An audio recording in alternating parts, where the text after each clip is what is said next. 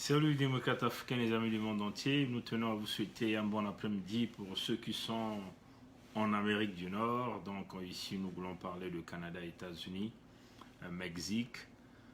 Un bon après-midi, on peut dire une bonne soirée à ceux qui sont au Congo, au Brazzaville. Bon, nous allons faire une petite réflexion très rapide.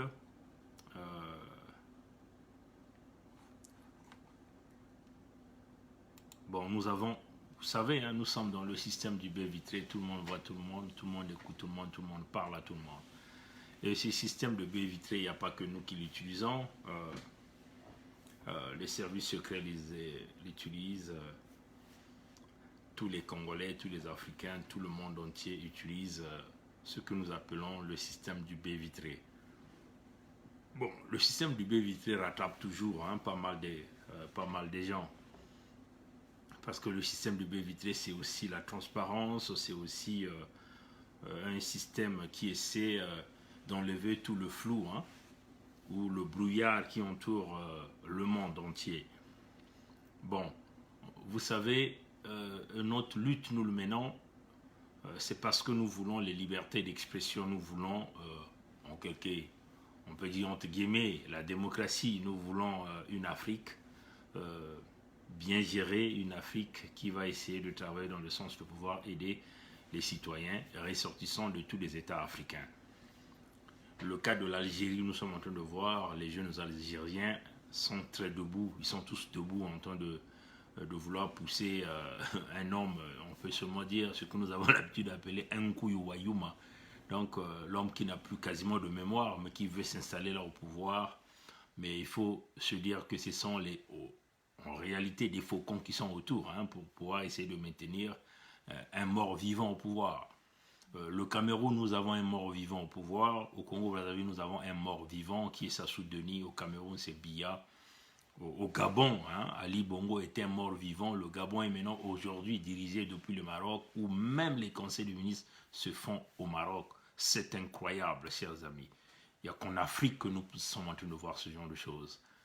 Vous voyez, il y a ce moment-là, il y a des moments où nous disons que nous faisons face à une diplomatie à deux vitesses, une diplomatie qui voit beaucoup plus que les intérêts, mais qui ne voit pas en réalité les véritables problèmes des citoyens et des citoyens du monde, d'une manière générale. Regardons par exemple le cas du Venezuela. Nous avons vu toutes les grandes puissances se lever tout de suite pour condamner, pour essayer de chasser Maduro au pouvoir. Mais en Algérie, les jeunes se sont levés. À ce jour, nous ne voyons pas encore le soutien de tous les titans du monde, de tous les puissants. Au Congo-Brazzaville, on tue sans cesse, on pille les économies, les titans sont toujours assis. Au Cameroun, au nord du Cameroun, on est en train de matraquer les anglophones. Mais nous voyons toujours les titans sont quasiment assis tranquillement, on oublie parce que l'Afrique, on peut déverser tout ce qu'ils veulent, personne ne dit rien, vous voyez. Et c'est comme ça tous les jours en Afrique. Mais pourquoi ça se passe? Mais si ça se passe parce que vous aviez des lobbying qui sont très forts, c'est-à-dire ce que nous avons l'habitude de parler, des anciens politiciens dans des pays occidentaux. Ils ont occupé des fonctions énormes, soit des ministres, soit des présidents, soit des directeurs ou des représentants dans des groupes internationaux. On peut par exemple citer l'OMS, la Croix-Rouge, ainsi de suite, PNUD, ainsi de suite. Ils ont occupé des fonctions, de hautes fonctions, et ils utilisent donc le cahier d'adresse qu'ils ont. En étant en fonction, ils se sont tracés des cahiers d'adresse, ils se sont créés des connexions, et une fois qu'ils n'occupent plus les fonctions qu'ils occupent, et donc ils se mettent à déballer le cahier d'adresse pour créer des véritables connexions de magouille, et ces mêmes hommes-là deviennent éventuellement des hommes d'affaires dans des pays où ils ont servi, ou encore dans des pays où ils ont été des représentants, ou encore par les biais des relations qu'ils ont créées. Ils utilisent donc le cahier des charges et ils deviennent des hommes d'affaires. Ils deviennent des hommes d'affaires parce qu'ils n'ont pas investi leur argent, mais parce que simplement ils essaient d'aider ces pays-là et les gouvernants de ces pays à contourner tout le système. On peut parler ici du système du droit international, le système démocratique, le système financier mondial, ainsi de suite. Donc on crée véritablement un réseau mafieux où vous avez des amis et qui essaient de maintenir ce que nous appelons ici des privilèges, éventuellement en essayant d'apporter le service qui est simplement le service de la protection du pouvoir de celui-là qui commande un quelconque pays africain. Mais, chers amis, nous voulons simplement vous montrer, nous avons parlé de plusieurs exemples, hein, le cas par exemple de Dominique Strauss-Kahn qui est devenu le conseiller numéro 1 de Denis Sassou Nguesso dans ce qui concerne les finances. Donc vous voyez que ce sont des gens comme des Dominique Strauss-Kahn, ancien patron du Fonds monétaire international, et qui devient donc un homme d'affaires en créant une relation, une compagnie qui lui permet de conseiller des chefs d'État africains, entre guillemets, ceux-là qui ont déjà échoué sur tout le plan économique, mais ils sont conseillés par ces gens-là, par des gens comme les Dominique Strauss-Kahn par le biais, mais il faut lui dire ici que c'est par le biais de la corruption, de la corruption. Pourquoi nous invoquons le nom de Dominique Strauss-Kahn? C'est parce que c'est ce même Dominique Strauss-Kahn en 2010 qui fut le patron du Fonds monétaire international, qui a donc travaillé avec Nicolas Sarkozy, président de la France à cette époque, pour classifier le Congo-Brazzaville dans le statut de PPTE, donc pays pauvre très endetté, alors que le Congo-Brazzaville ne le méritait pas. Vous voyez, chers amis. Et donc, ils se sont amassés beaucoup d'argent, Sassou a eu beaucoup d'argent, mais bien sûr que tout un chacun d'eux ont eu aussi leur part du gâteau par des biais des commissions, avec des gens autour de ce système, mais aujourd'hui, le Congo-Brazzaville est dans une banqueroute, quand bien même qu'une grande partie de la dette avait été allégée par le biais de cette magouille, et dans une situation, le Congo-Brazzaville est dans une situation chaotique par la mauvaise gestion, parce que Sassou s'est entouré de des mauvais conseillers. Le même Dominique Strauss-Kahn, qui a déjà aidé Sassou, revient encore comme le conseiller financier de Sassou.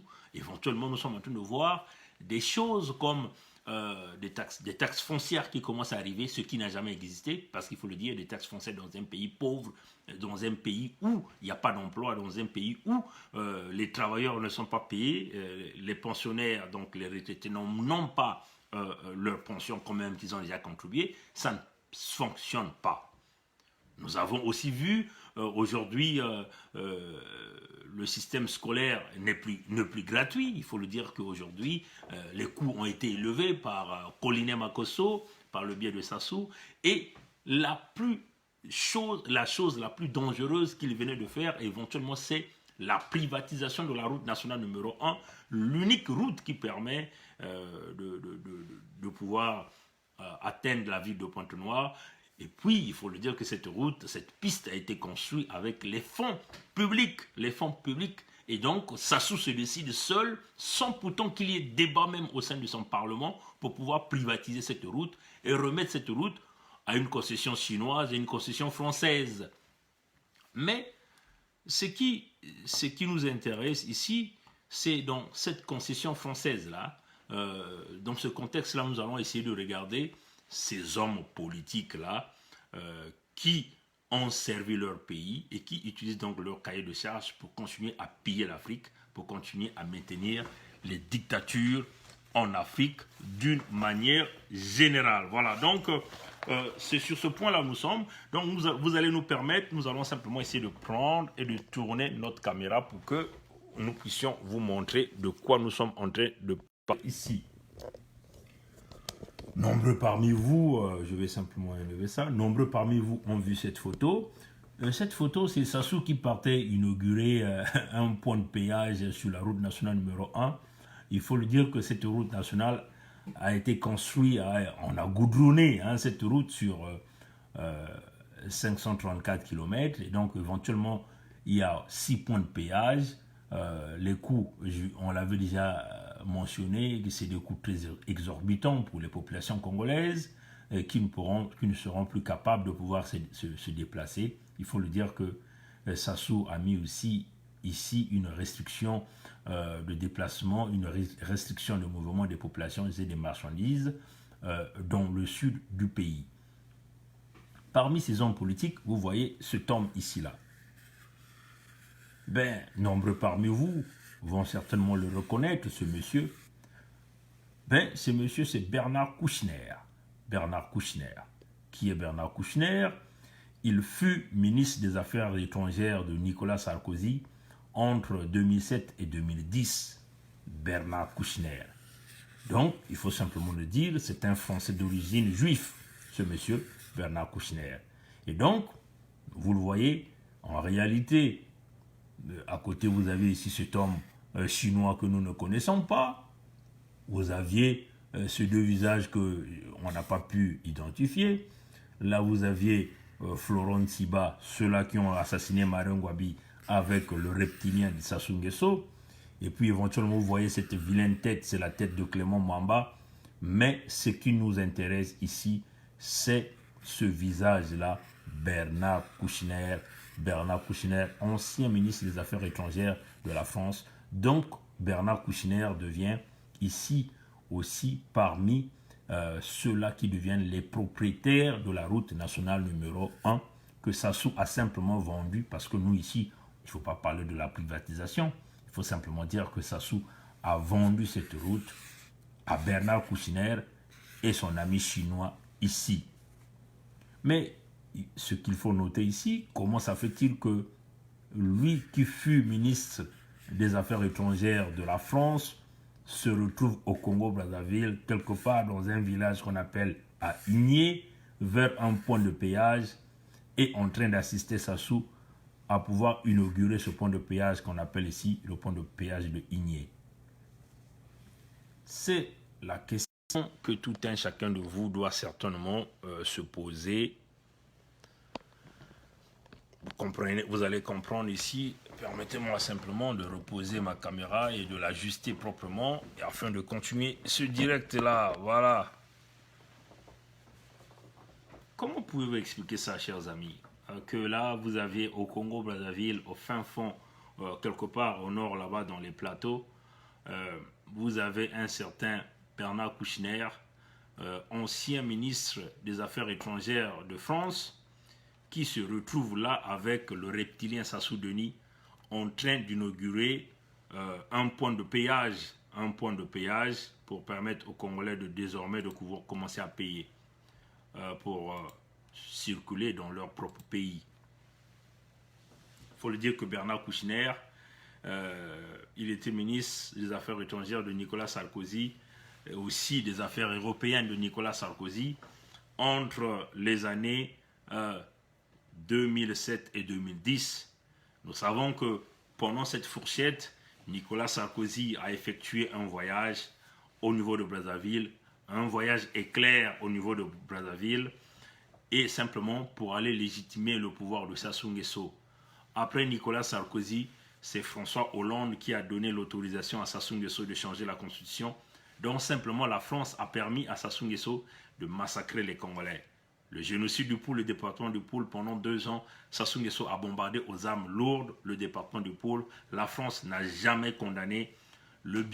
Par le biais de l'ambassade de France, Bertrand Kocheri, qui est un ami intime de la famille Sassou, par le biais de l'attaché militaire de France au Congo, ce colonel-là qui avait dit qu'il avait reçu des instructions fermes du président, donc le président qu'il a évoqué ici, c'est Emmanuel Macron, qui avait donc remplacé François Hollande, des instructions fermes pour continuer à protéger le pouvoir dictatorial et criminel du reptilien Sassou Nguesso.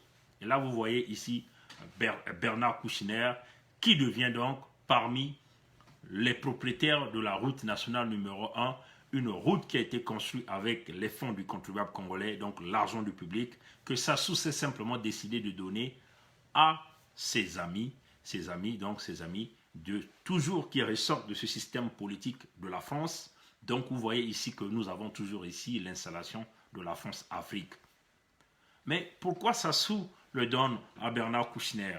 Mais Bernard Kouchner a des origines juives, donc il veut donc aller chercher, si vous voulez, cette confiance au niveau du système juif, connaissant que les juifs ont un lobbying très fort dans le système économique mondial, dans la gestion des banques, dans les services militaires, par le biais déjà par des relations des compagnies juives qui travaillent au Congo-Brazzaville pour protéger le régime Sassou en les fournissant, en les approvisionnant par des approvisionnements en armement, par des approvisionnements à des techniques de guerre, par des approvisionnements dans les entraînements des miliciens du régime Sassou.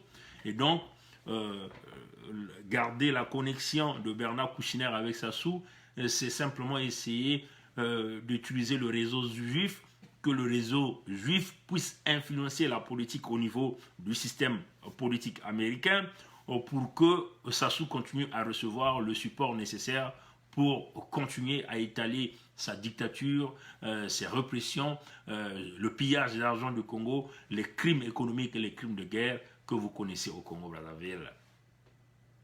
Alors, c'est ce que nous sommes en train de dire, que la France demeure par sa classe politique qui est pourrie, hein, il faut le dire comme ça, parce que tous ces politiciens français deviennent aujourd'hui des hommes d'affaires au Congo, aux hommes d'affaires en Afrique. Nous avons déjà vu celui qui était le président français, Nicolas Sarkozy, aller en Côte d'Ivoire, aller voir Alassane Ouattara, lui qui est devenu donc membre du conseil d'administration du groupe Bolloré et Accor, hein, qui avait donc parlé de faire de la Côte d'Ivoire le hub dans le domaine hôtelier. C'est Nicolas Sarkozy qui est parti. Au Congo, vous aviez là Bernard Kouchner qui se présente, qui est d'ailleurs même en train de parler d'une assurance universelle, hein, que lui, il veut vouloir vendre à Sassou. Et donc, Sassou va donc simplement continuer de donner de l'argent du peuple congolais aux gens comme des Bernard Kouchner, ceux-là qui ont échoué dans le système politique, parce que vous voyez aujourd'hui la France est en train de chuter, les populations sont dehors, les gilets jaunes qui sont dehors, qui revendiquent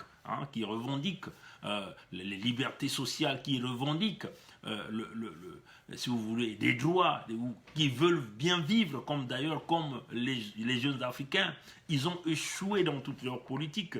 Aujourd'hui, ils deviennent des hommes multiriches avec l'argent des pauvres. Ils ont appauvri les États, ils ont appauvri la France, ils ont vendu toutes les entreprises de la France. Les voilà aujourd'hui se diriger vers l'Afrique pour continuer à être des prédateurs.